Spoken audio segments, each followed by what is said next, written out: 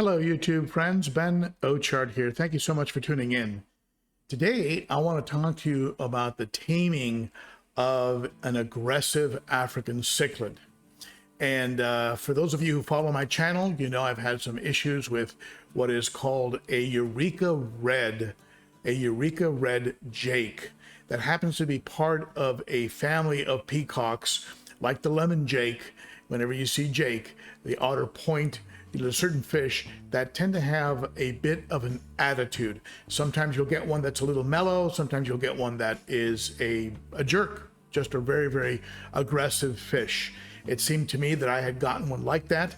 And at the same time, he's a very beautiful fish. I don't necessarily want to get rid of him. I had him for quite a while inside of a breeder box just to keep them separate from the other fish. The other fish immediately started to calm down, to come out more from hiding spots. And certainly I stopped finding fish the following morning. So I needed to take some drastic measures.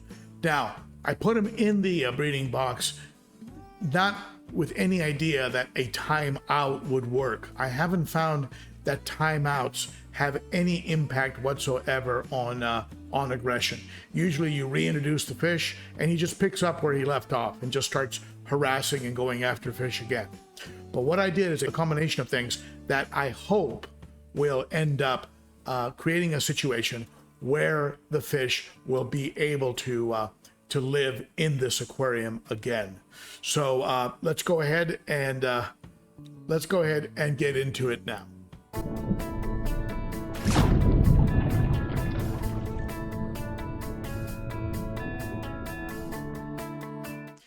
If you're new to the channel, be sure to hit that sub button, the bell, and all that good stuff. Subscribe. Let YouTube know that you enjoy the content, and that way they'll be sure to suggest the channel to other fish keepers. It'll help the channel grow. I think we're close to 35,000 subscribers. We're this far away. So if you haven't subscribed, subscribe. And as I've said before, jokingly, if you decide that you don't like the content, you get a full refund.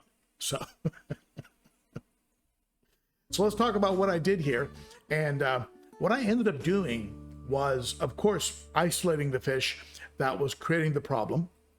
Then I ended up, as I'll show you here, redecorating the aquarium and adding more places where fish can hide, where they can be out of sight and get away from an aggressor.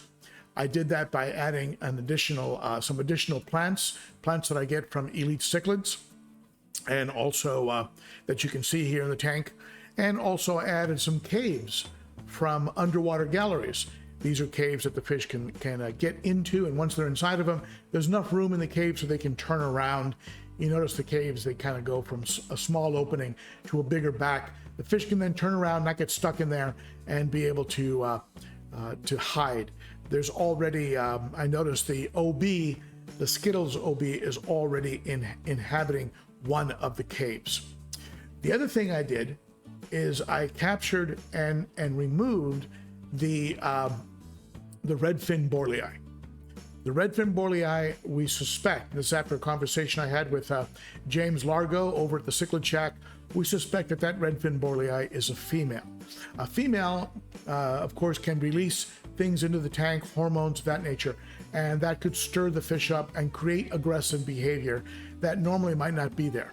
So I'm taking this female back to the aquatic critter here in Nashville. Any excuse to go to the aquatic critter here in Nashville is a good one. Love that fish store. Let's go there and give him this fish.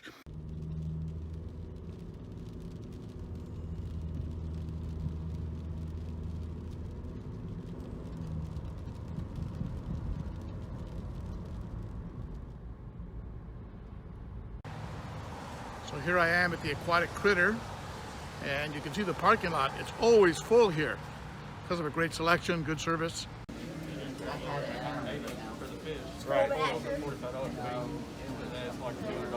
I was willing just to drop off the the Borley eye, just give it back to Critter. But they went ahead and said, hey, listen, why don't you just take one that looks like a male? And so I did. So I brought this one home, and we think it's a male. And after acclimating him, I put him in that little 10-gallon tank. He looks pretty happy, and he's got a sharp anal fin and a slightly sharpened dorsal. So fingers crossed, I hope this little guy is a male. And if it turns out to be a male, I'll go ahead and introduce him into the 55. After he puts on a little bit of size, he's kind of small right now, but he's a good-looking fish, and they were willing to go ahead and do an exchange, so I took it. I went ahead then and removed some water from the tank. I wanted to help remove some of the hormones that were in there, left behind by the female, so I took out 2 buckets of water. I even added a power head, because I remember hearing that power heads can sometimes have a positive impact on reducing aggression, creating motion in the tank, things of this nature. Not sure if it's absolutely true, but I had nothing to lose, so I went ahead and threw this high door in there to create some water movement. Can't hurt. Water movement's always a good thing. These high doors, they'll push 2,400 gallons per hour. They're pretty powerful. Very, very quiet units, very high quality. You have to really look at them closely to even know they're running. They run so smoothly. I even cut some of these carbon pads I'd picked up from Aquarium Co-op. Just use the actual insert that is made by Marineland as a template, and I cut a couple carbon pads and I inserted them in the Marineland filter in an effort to further remove any hormones or anything residual that might be in the tank that might have been contributing to the antagonism that I was seeing. I'm going to go ahead and reintroduce the Eureka Red Jake to the tank. The Eureka Red Jake is currently in a 29-gallon, what would normally be a hospital tank or a quarantine tank. At any rate, I'm going to go ahead and give this a shot, and let's see what happens. I'm going to observe the tank very carefully for several hours, and I'll be in and out, but I'll observe it with the lights on and the lights off. Make sure that Eureka Jake is behaving. I'll also be checking in late at night. I'll probably come on down maybe at midnight or something. I'll leave a night light on, and wish me luck. I hope this works. If it doesn't work, Eureka Red Jake is going to get a new home. As beautiful as he is, I'm not going to keep a killer. So there you have it. Put that Jake in. I'll put some footage at the end of this video of the Eureka Red, and show you him swimming around here in the 55. I've been observing the fish for quite some time now. They seem to have settled in and are doing very, very well.